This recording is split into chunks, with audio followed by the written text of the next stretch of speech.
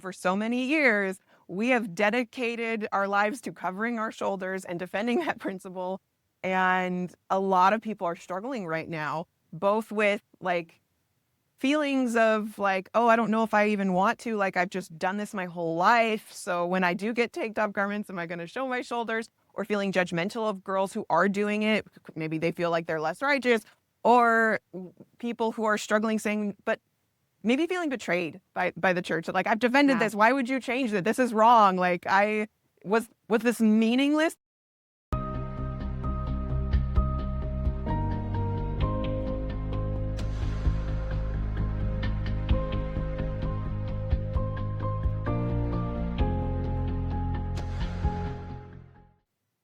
Hey guys, we are so excited to announce that pre-sale tickets are available for the Come Back to Christ event happening September 5th and September 6th. Friday, September 5th will be an evening event. It's from 6 to 9:30, and Saturday will be from 9 to 2. We have a great lineup. You guys are going to love it. We're so excited. You can go to our website at comebackpodcast.org and purchase tickets on our merch page. If you have any questions, you can email us at info.comebackpodcast@gmail.com. Tickets sold out really fast last time, so if you want to go, I would highly recommend getting your tickets soon. And we are still looking for sponsors for the event, so if you're interested in sponsoring, feel free to shoot us an email. We're so excited to see you guys there. Jasmin, I am so excited to have you back on the podcast. I don't know if a lot of people know this, but you were one of my first episodes that I did on the Wow. podcast. I don't think I realized that. I think you were first 10, maybe. I remember when we did the episode, and I remember like you were somewhat new, but I didn't realize I was that early on. Well, I'm honored because you've clearly come a long way. This is a wonderful podcast, and it's a needed niche in the community.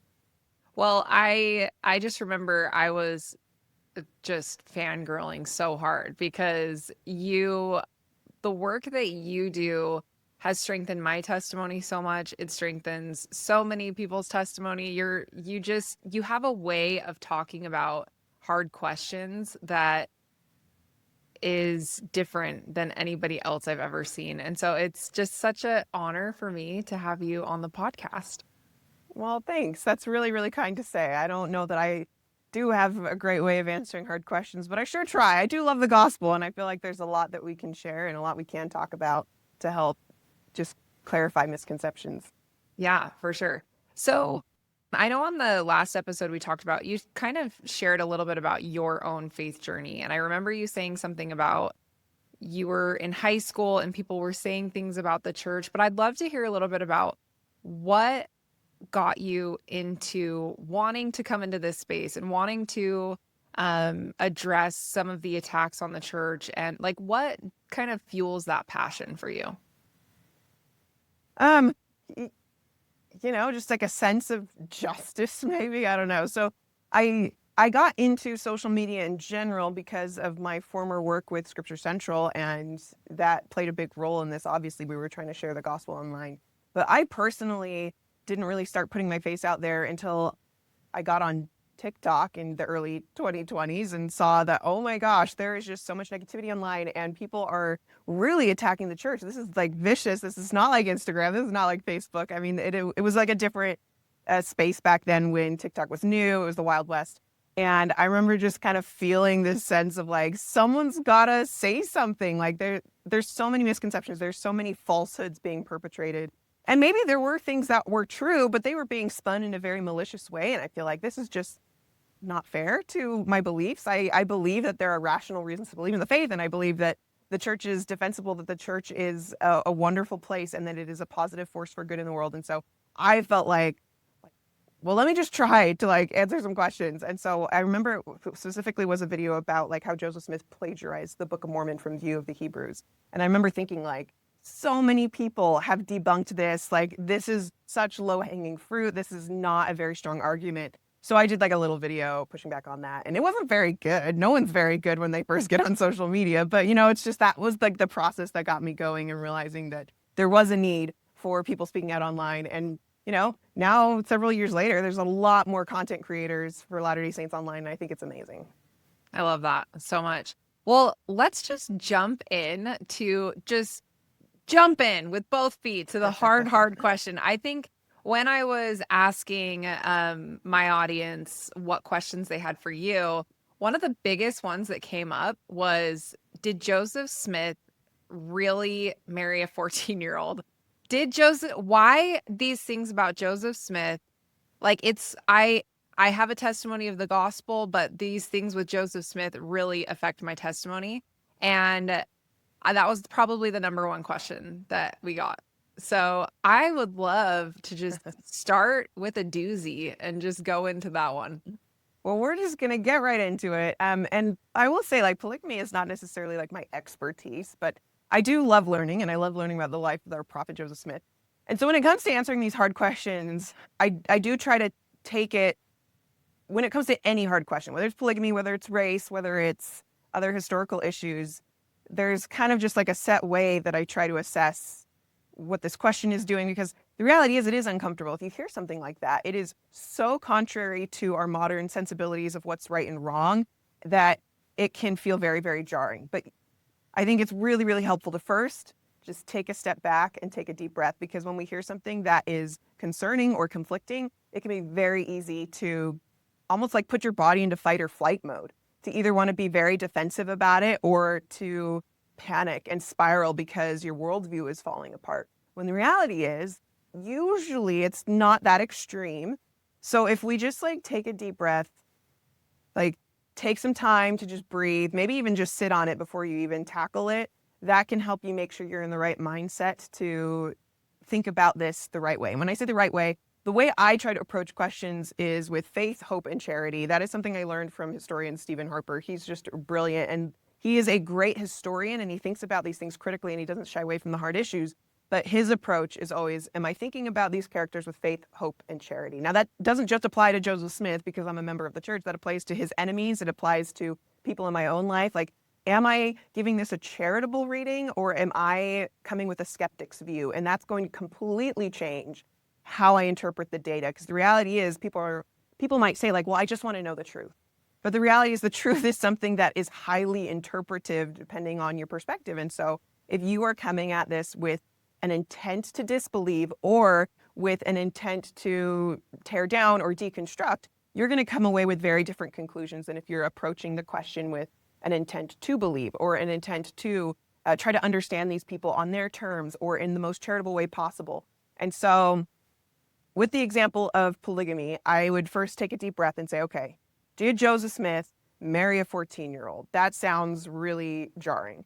Then ask myself, what assumptions am I bringing to the table? Well, obviously, one big assumption is that it is morally wrong for a person to marry a 14-year-old girl. That is like the assumption I'm bringing to the table. That's the biggest one. I'm bringing assumptions about power dynamics in the 19th century. I'm bringing assumptions about who I think Joseph Smith is as a person. Is he a prophet? Is he a man? And I'm bringing assumptions about like what I think of polygamy in general. Do I think polygamy is good at the outright? Do I think it's a bad thing at the outright? And so you want to identify all of those because all of those are going to impact how you interpret the question. But then start going to sources. I think reading is the best thing we can do. And I know like a long time ago, the thought of like Googling your questions was maybe seen as a little taboo because like you don't know what anti-Mormon stuff you're going to come across. But the reality is everyone's seeing anti-Mormon stuff all the time, every day, pushed in their social media feeds. They don't even have to seek it out. It's going to come to them. And I think at this point, there are a lot of good, faithful sources online. Like, so Google your questions and make sure you use discernment to find responsible sources. A Reddit thread, probably not a good source.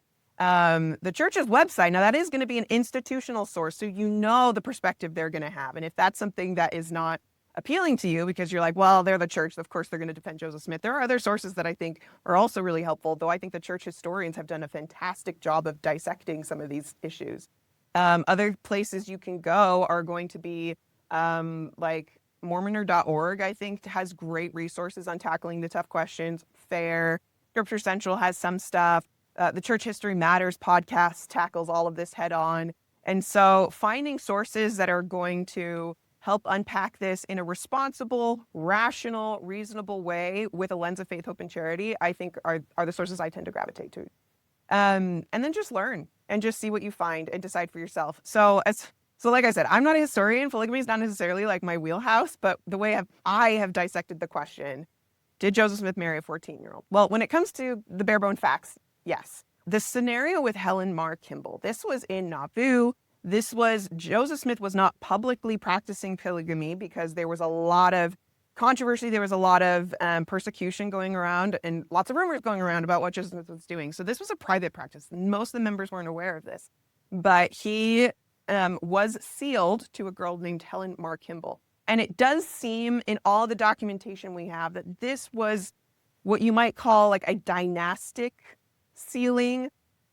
While we were learning line upon line and precept upon precept in the early days of the church, Joseph Smith knew that this was something that God commanded him to practice. He was still figuring out how it was supposed to be implemented. And so in this case, it was the parents of Helen Mar Kimball who wanted a connection with Joseph Smith the prophet, and so their daughter was someone they used to seal their family to Joseph Smith. And it seems like after Joseph Smith passed away, she went on and married someone else. But I don't deny that it's a hard topic, and you always are going to still have to grapple with, well, knowing some of this information, is Joseph Smith still a prophet? I believe the answer is yes. I believe he was put into very difficult situations, and I believe did he implement polygamy perfectly? I think this was a very human implementation of a commandment from God. We just know it was commanded for a time. Joseph Smith tried his best to implement it, didn't always make the best judgment calls when it came to implementing that. And that's where we're left today. I don't know if that's very helpful. Yes. So it's interesting because even on our last episode, we kind of touched on this too. And I shared how my dad, I was struggling with it. I read something in the Saints book that was jarring to me. And I went to my dad and I asked him about it. And he's like, you wouldn't even be here if it wasn't for polygamy. And that kind of like really kind of, I was like, oh my gosh, yeah, you're right. And also I think back to my pioneer ancestors who practiced polygamy. And I have a great, great, great grandmother, and she has a journal about her thoughts on polygamy. And she shares how when she was asked to practice, she was just she didn't want to do it. And it was so hard. And it was such a test of her faith. And then when the manifesto came out and they said to stop practicing, she was so mad. Like, why would they tell us to do this if they were going to take it away? And then she describes this spiritual experience that she had, basically assuring her that that everything was going to be okay. And I think about that now and imagine the kind of faith that these people had to have to participate in polygamy and to do all of these things that they did in the early days that were so hard. And I just think, wow, like they must have had so much faith to be willing to do those things. Yeah, I reflect on my ancestors and the sacrifices they made, and some of them, for some of them, polygamy was a huge test, and it was a trial. And that is one of the reasons polygamy was implemented. And we don't have a lot of reasons that God gives for why he commanded this, but one of them is as an Abrahamic test. And when you remember the story of Abraham, he was asked to sacrifice his son Isaac. That is also morally repugnant. It is something that is unthinkable to commit an act of killing your own child. But God commanded it. And yet, at the very end, there was a ram in the thicket, and God kind of stopped that. But nonetheless, God needed to test Abraham for his faithfulness. And that exercise alone is a refining fire of sainthood. And so one of the reasons for plural marriage was to put the saints through a refining fire in some way. We don't know, all the purposes God had in mind. He also mentions the importance of raising up seed in the kingdom. And like you mentioned, a lot of members of the church today are here because of plural marriages in their ancestry. And so there was an effect of being able to build up the church and build a community in a strong way. But at the same time, we also know this was a test that God needed to have his people go through for one reason or another. And you talk about how mad your ancestor was about having it revoked because she sacrificed so much. She probably defended it to people who were skeptical. She went through the refiner's fire and she committed to this and then was told to not do it anymore. And I can't help but feel like in a very, very small way. Some Latter-day Saints are feeling that today with some of the garment changes. We've Yes. been we've just had the church roll out tank top garments, and for so many years we have dedicated our lives to covering our shoulders and defending that principle. And a lot of people are struggling right now, both with like feelings of like, oh, I don't know if I even want to, like I've just done this my whole life, so when I do get tank top garments, am I going to show my shoulders? Or feeling judgmental of girls who are doing it, maybe they feel like they're less righteous. Or people who are struggling saying, but maybe feeling betrayed by the church. Like, I've defended Yeah. this. Why would you change it? This is wrong. Like, was this meaningless? Did I never were shoulders never immodest? Did I never have to sacrifice? And I think those feelings are so real and very valid, but at the same time, it's maybe missing the mark. Just because God gives a commandment and then revokes it or changes and says, now my people need to do this, doesn't mean that your sacrifice before was meaningless. And it doesn't mean that what you were doing before was wrong. It meant that that's what God asked you to do at that time. And now he's asking you to do this at this time. In the law of Moses, there were hundreds of commandments that Jewish people had to fulfill in order to be in communion with God and to be right with him. And then Jesus comes and says, no longer are we going to do these commandments, and I'm going to have you do these. That was a massive shift. We're no longer going to do animal sacrifice.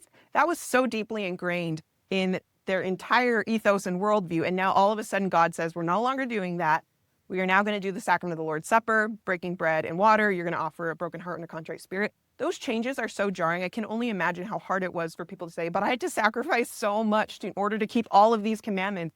And now you're asking me to adjust and change to a new set. It doesn't mean that that adherence was false. It doesn't mean that that adherence was not meaningful. It means that God now has a new mission and a new assignment. I think that can be applied to so many things. I mean, people who struggle with changes in the temple endowment, people who are struggling Yes. now with changes to the garment. It does not mean that your sacrifice was not worthy, was not meaningful, was not appreciated by God. It means that for a time, this is what he's asked his people, and now he's asked us to live the gospel in a new way. And now our challenge and our test as a people is, are we willing to submit to the Lord's will no matter what it is? I love that so much. And I'm so glad that you brought up these topics because it is something that I wanted to discuss with you. Also, a couple weeks ago, I did an interview with Sage, and she talked about how she is currently getting tattoos. And my take on it was, I think it is so incredible that the younger generation feels like if they decide to get tattoos, they are just as welcome in the church as I am, as you are, as anybody is. And getting tattoos does not keep you out of the temple. And my take on it is like, would I get tattoos personally? No, like I just am not, I'm not going to do that. Like my generation was different, and getting tattoos, that just was a different, and that's how that's how I am. Like if I went through all my drug addiction and everything and I never got a tattoo, like why would I start as a 35-year-old mother? And so anyway, that's kind of been my take, but like other people have a different take. They get tattoos that are meaningful to them. They get tattoos that all the things, like there's a lot of conversation around that. And now Sage brought up that it had been taken out of the church handbook. And I actually didn't know that. I knew it was taken out of the For Strength of Youth, but I didn't know that tattoos were taken out of the church handbook. And I think there's references on your body being a temple maybe or something along that lines, but there's nothing about tattoos. So I am curious to know what your thoughts are on this. And yeah. They're mixed because, like you said, I'm of a different generation. So when it comes to like my own, like, ooh, the rules are changing, like I still have a little bit of like friction with that. But the reality is, I agree with you. I think it's great. And the same principles apply of like, okay, God made this commandment and we follow it that way. And now if he has a new commandment, are we willing to get on board? And when it comes to for the Strength of Youth changes, the handbook changes, the apostles have been pretty consistent in their rhetoric that this isn't like a lessening of the law. It's like raising the bar. It's a higher law, just like, in the Old Testament, there were more legalistic rules. And then now it's up to us to really like apply that. The apostles have been pretty consistent that that's the case. So just because we don't have like the same like don't date till you're 16, like written out, and, don't go out with curlers in your hair from like the 1960s for the Strength of Youth manual. Like, we don't have all those things written out anymore. It's now up to us to try to develop a personal relationship with God and navigate how we are going to reflect that discipleship in our life. And that honestly is harder. When I've talked to the youth about how they feel about the For the Strength of Youth changes, they feel a lot of pressure, and like it's an anxiety causing thing because now they can't use a rule book as a crutch to say, oh, I can't, these are my rules. This is what, like, I can just check that box. They have to really wrestle with the Lord and figure out what is my relationship with Jesus Christ and how am I going to reflect that in my life? And I think that really does become a very personal thing. And the reality is we're going to have shifting norms in the church. The new tank top garments, I think, is going to shift modesty norms in the church. Taking out tattoos from the handbook, I think, will shift our norms. And the reality is that commandments are very cultural. It doesn't mean that it doesn't nullify their divinity for God to speak to us unto our language and according to our understanding is how the book articulates that. And the reality is that God is going to give commandments to people in a way that is going to reflect their discipleship in a way that makes sense for their culture. So people reference a lot, like Polynesian cultures love, tattoos are very important in their culture. And in a time when the church was very insular in the 19th century in Utah, advice around tattoos where they weren't as culturally accepted would have made sense. But as the church is growing globally, they want to make sure that this is a church that is very inclusive and expansive to no matter what culture you live in, the gospel is for you. And so it makes sense that now they are trying to adapt to be more universal and more global in their approach instead of very American-centric, Utah-centric. That being said, like my own personal feelings, like yourself, like, am I going to get a tattoo? I'd probably say my answer is no. I view my body as a temple, and lots of people do too. And the way that I have chosen to manifest that is by like keeping it clean of tattoos. But that may look different for someone else, and it's now up to us to see how we can be loving and accepting of everyone no matter where they are on their journey. And so I don't know. I've got mixed thoughts still. Yeah, right. There was a talk by Elder Renland. I actually referenced it in a couple episodes ago, but where he talks about how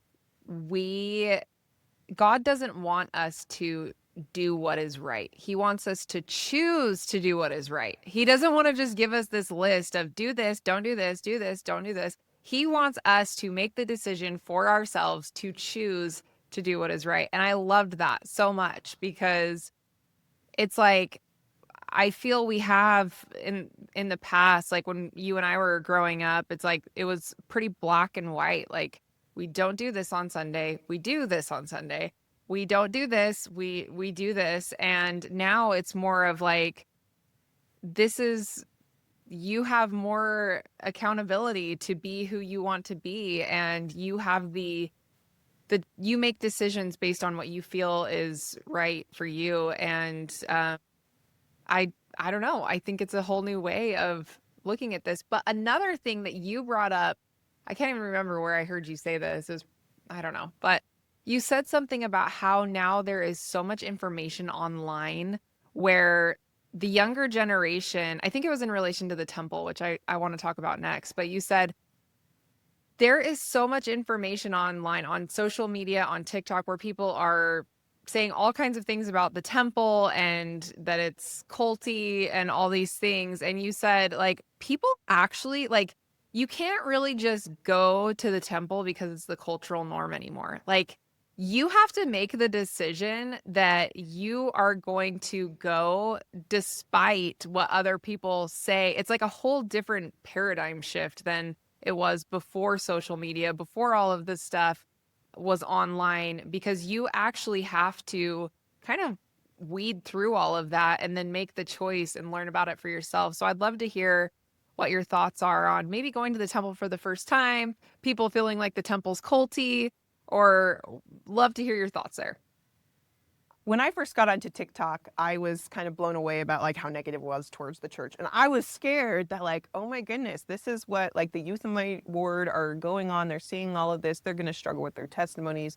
Everyone's going to like leave because they're getting all this bad information. But the reality is I have been just so impressed with the youth of the church because they're faced with this immediately. that they really do have to build resilient testimonies from so early on. And so many of them have stepped up to the challenge. They see our temple robes and our sacred ceremonies being desecrated online. And instead of saying, oh my gosh, I want nothing to do with this, they ask their parents these questions. And now they're asking their leaders these questions, and they're learning more about this and deciding, is this something I really want in my life? And they're having to do that wrestle really early on, so that when it's time to go to the temple, they are very, very prepared. And like a few years ago when I was teaching temple prep, the questions I was getting was like, what can I expect to experience there? Now the questions I'm getting are, if I see a video of temple robes online in my TikTok feed, did I sin?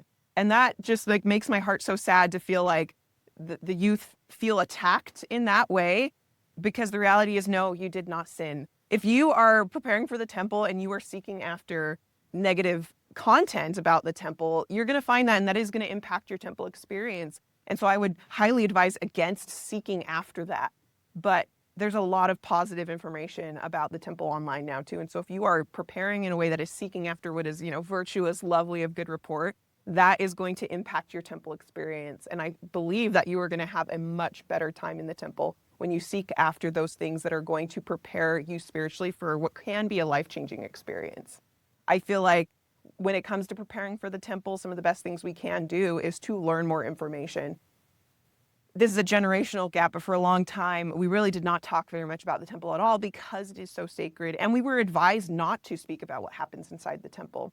And I think there is something special about that in a world where everything is transparent and online. I personally love that there's something that is very, very personal and intimate and private within the temple. And so I don't want to get rid of that special aspect of our worship, but at the same time, there is so much we can learn. Elder Bednar, in his 2019 talk, Prepared to Obtain Every Needful Thing, outlined very clearly what we can and can't talk about.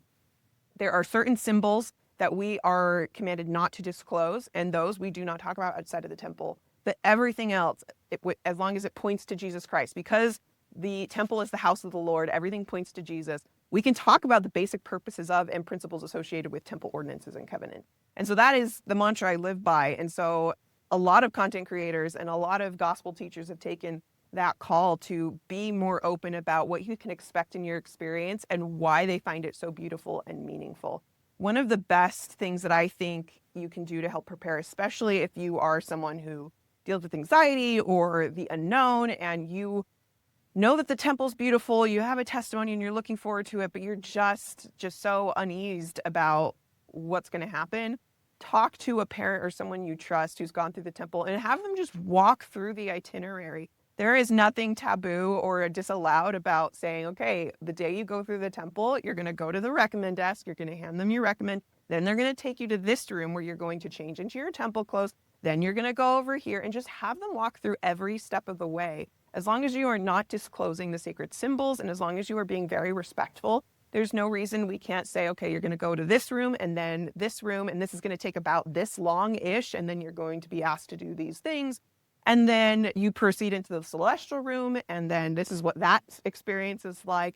And I feel like that can do so much to just relieve the anxiety of what you're going to experience by just having that itinerary and that walkthrough to know, oh, okay, that's not that big a deal. We're going to go here, we're going to go there, we're going to go there. I know what to expect. And so as I'm experiencing, so you can focus more on the experience instead of what's coming next. It's instead of being suspenseful, it can be a beautiful, peaceful experience. I love that. One of the questions that we got was, how can I have a more meaningful experience at the temple? I think, and I like that question a lot because you have been able to articulate this incredible, meaningful power that comes from the temple in some of your content that you've created. And I'd love to hear what advice you'd have for somebody that's seeking for a deeper, more meaningful experience at the temple. Well, I do think studying the temple outside of the temple can go a long way to learn more about ancient temples in ancient Egypt, ancient Mesopotamia, but especially the Bible. Studying about Solomon's temple, I think, can go a long way in helping us appreciate this new iteration of what God has established for bringing us in communion with God. I mean, the whole purpose of the ancient Israelite temple was to reconcile Israel to God, because humans sin.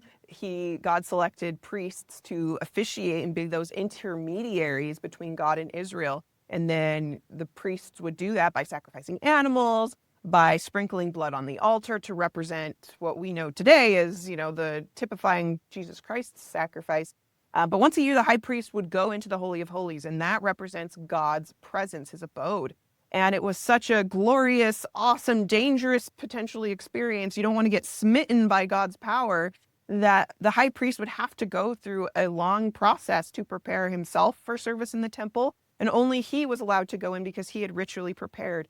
And then when he goes in, he is able to offer the blood of the sacrifice on the altar or the Ark of the Covenant. And that whole process represents how this high priest is representing Israel and bringing Israel symbolically into the presence of God. Now, after Jesus Christ was sacrificed, the temple veil was rent in twain, and he opened up temple work for all. So not only the Levites and not only the priests of Israel could enter God's presence, but everyone who wants that connection with God personally can now go through a process where they can enter God's presence. The temple's all about teaching us how to, in our imperfect, mortal state, how we can use the atonement of Jesus Christ, and he is our intermediary, to pass through the veil and enter into God's presence. The celestial room in the temple is what represents God's presence. And so the Holy of Holies in the ancient temple has a similar analog to the celestial room in modern Latter-day Saint temples. We're trying to enter God's presence and have that communion with him and to feel at one with God's divine presence. And so the temple's how we do that. So I think, studying the ancient temple, studying our scriptures is really great. But even if you feel like you don't have time to become like a temple scholar, there's simple things you can do to enhance that experience. I love to think about the people I'm doing the work for. After you go through the temple for yourself for the first time, anytime you attend the temple after that, you are bringing with you a name and you are doing it on behalf of someone else. And I love thinking about that person and how they are experiencing it for the first time. I remember how much attention I paid the first time I went through the temple because it was all new and it was all novel. And once you do it over and over and over, that novelty can fade. But every single time you go through the temple, it is someone's first time. That person is experiencing the endowment for the first time. And so I feel like I owe it to them to try to ignite that same curiosity and that same excitement for that person, because this is their special time to, have that communion with the Lord and have the sacred ordinance done for them. So those are a couple things that I found really helpful. I love that. What would you say to people who claim that Joseph Smith copied the temple ceremony from the Freemasons? Well, I would say that, again, you've got to take a deep breath, faith, hope, and charity, and then check your assumptions. What am I assuming about that statement that is going to impact my interpretation of what's going on? So when we say, oh, Joseph Smith copied the endowment from Freemasonry, the assumption I'm making there is that if there are similarities between these two ordinances, that means it wasn't from God and that this was a made-up religion. And that isn't necessarily a warranted assumption, because I think that God uses all sorts of mediums in order to communicate what he's doing. Like I mentioned earlier, 2 Nephi talks about how God speaks to man according to their language, unto their understanding. God speaks to us in terms that we are going to understand. And I think that can go a long way to explaining why changes have been made to the presentation of the endowment, because we are no longer in the 19th century and God is trying to help us learn these principles in ways that are going to make sense to us. But in Joseph Smith's day, yes, he was inducted into a lodge of Freemasonry in Nauvoo. He was familiar with the Freemasonry or the ceremonies that they do. And then only a short time later, he implements the temple endowment. So it's very easy to think, oh, he became a Freemason, and then you just took that and copy and pasted. I think there's a lot more going on here. One is that Joseph Smith grew up in a very low church Protestant environment, meaning that they didn't have a lot of ritual and a lot of ceremony. It was more austere in their worship. And so Joseph Smith did not necessarily have a ritual language. That's how Anthony Sweats puts it, and I love it, to communicate the principles that God wanted to distill. The endowment is a divine and, I believe, ancient concept that God wanted to implement in the fullness of times. But Joseph Smith wasn't accustomed to ritual. He wasn't accustomed to ceremony. He didn't know the function and purpose of how ritual can teach us about God. And so I think, I mean, one potential factor is that God used Freemasonry as a ritual language teaching tool for Joseph Smith to say, okay, here is how ceremony can be really impactful on someone. This is how it can teach a principle very powerfully. Symbolism is powerful. Ceremony is powerful. Gestures are powerful. Clothing can be powerful. And here's one way I can teach you how to do that. But I think there's also more to the story. It wasn't just that. There are similarities between Freemasonry and the temple.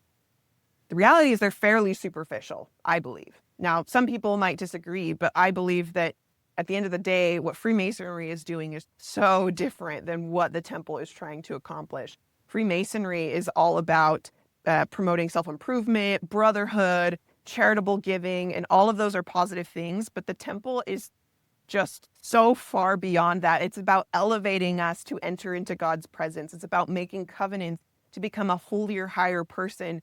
It's about sealing us into God's family in the new and everlasting covenant. I mean, it's this cosmic thing.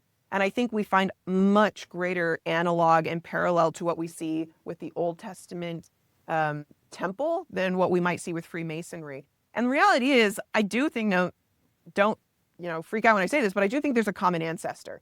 Does Freemasonry go back to ancient times? Probably not, according to historians. But what the Freemasons were drawing from was primarily Christian and biblical teachings. They were trying to draw on the symbolism of building Solomon's temple as they're constructing this rite that enables people to create greater brotherhood. The temple is drawing very much from these biblical themes, and we believe goes back to ancient times, that when God covenanted with Adam and Eve, it was this similar idea. Now, the endowment has taken on different forms throughout history.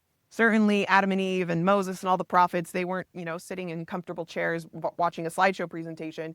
That was going to be a very different experience. But this idea of God making covenants with man in order to teach him how to bring him into his presence is ancient. And so I do think there's, a common ancestor between Freemasonry and the temple in that we're both drawing on our shared knowledge of the Bible and Christianity, but ultimately very different branches that are doing very different things. So that's my short take, I suppose.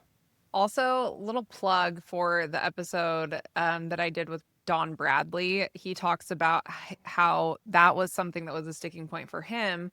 And then he was doing research and he found the temple endowment in the Book of Mormon. And so anybody who has questions about this, you got to check out that episode. Super 100%. I love Don Bradley's take on this. And it's true that if you are looking closely, again, if you're looking with the lens of skepticism, you may not see this. But if you're looking with the lens of faith, hope, and charity, if you read the Book of Mormon and if you read the Doctrine and Covenants, you're going to see all the way before 1842, you're going to see little pieces that eventually come together in what is the endowment. And I believe that God was trying to reveal line upon line, precept upon precept, until Joseph Smith was ready for the capstone of the restoration, which is temple ordinances. He was teaching them through the Book of Mormon. He was teaching them even through the first vision.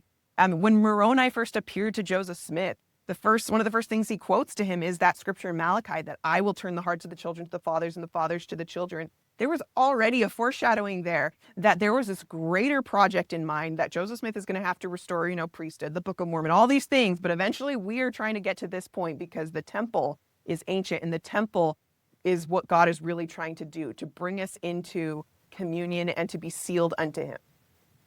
Man, mic drop. So good.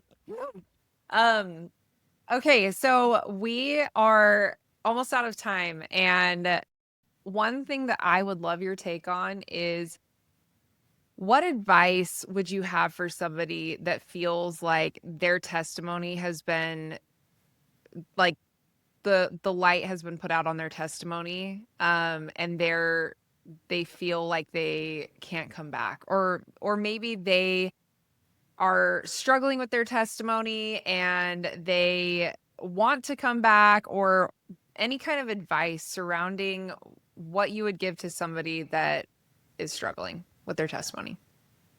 Well, as someone who loves history and learning about scholarship, obviously I recommend, doing as much study as possible. I think studying a little bit about a hard topic can be more dangerous than studying a lot about a hard topic, because there's so much more under the iceberg that can help contextualize what's going on. And so I would definitely say if you're struggling, don't be afraid of the hard questions, but just do it with an approach of faith, hope, and charity. Take a deep breath. Make sure you take your time and are doing it in a mindset where you are prepared to tackle these in a rational, reasonable, and faith-filled way. But probably more importantly, I ultimately don't think that, study and rational thinking is what really keeps people in the church. It really is having a relationship with Jesus Christ. It's those spiritual moments that make us realize that this is true, that this is good, that this is something that is going to bring so much meaning and beauty into my life. And this is going to bring me closer to God than anything else. And for that, my favorite way to do that is to read my journal and to reflect on prior spiritual experiences I've had, because I think one of the first things that often happens when people are struggling with their faith is they start to question those. They say, oh, maybe that was just elevation emotion. Maybe that was just like a really emotional time in my life. And so I was just not thinking rationally. That wasn't really like a spiritual transcendent experience. But when at least personally, when I read back in my journal about some of the more formative spiritual experiences in my life, I read those and not all the time, but I often feel the Spirit again. I feel a testimony burning within me that was real, that this is true. This is not just fake. I didn't just make that up. It wasn't just in my head. This is so real, and God is real, and angels are real, and my ancestors care about me, and they are watching over me. And so reflecting on those experiences are really an anchor for me to remind myself what this is all about. It's not about what happened in 1836 about this little scandal or that. It really is about like, is this of God? Is God real? Does he love me? Is this his church? And if I come to the conclusion that the answer is yes, then everything else just looks a little different, and they're more surmountable. I can deal with all these other hard questions if I know so deeply that God is real, he loves me, and that this is his gospel. And so I'd recommend everyone, don't disparage your own lived experience because you're going through a hard time. They're real. They're valid. Those are true experiences that lit a fire in you once, and I think can light that fire again. Oh my gosh, I love that so much. That was so beautiful. Well, Jasmin, I thank you so much for coming on the podcast. You are one of my favorite people to follow online. Everything you make, everything you create, it resonates with me every single time. So if you're not following Jasmin, it is a must follow. So tell us what you're doing now. So now that you're not with Scripture Central, tell us what you're doing. Tell us where we can find you. What's next for you? Well, I started my own channel. It's called Jasmin Rappleye, just my name. And I'm doing a lot of similar stuff. I just love sharing my takes on the gospel. I love talking about the temple more than anything, but I also love talking about evidence for the Book of Mormon and church culture and the church in the news and when it shows up in media and how we can make sense of that and how it's just so exciting and a beautiful thing to be a member of this church right now. And my full-time gig, I'm working with the Ancient America Foundation and a project called United Advocates. We're in pre-launch mode, but things will be coming out, and it'll be some fun stuff happening there.